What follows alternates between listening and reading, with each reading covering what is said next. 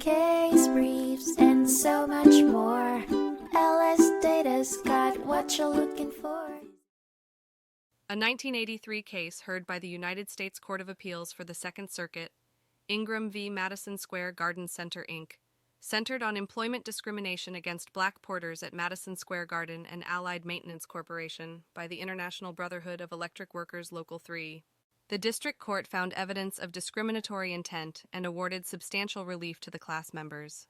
While the appeals court found the evidence less persuasive, they affirmed the district court's ruling.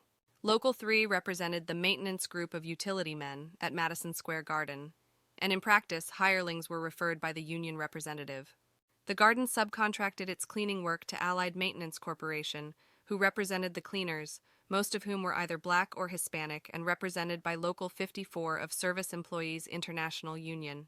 The court held that the union was liable for discrimination against black porters and had to pay retroactive seniority with back pay to injured class members, limited to 6 or more already hired.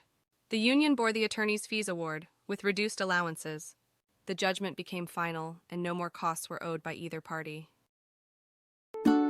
Case briefs, and so much more. LSData's got what you're looking for. Visit lsd.law, elevate your mind. Leave the stress of class.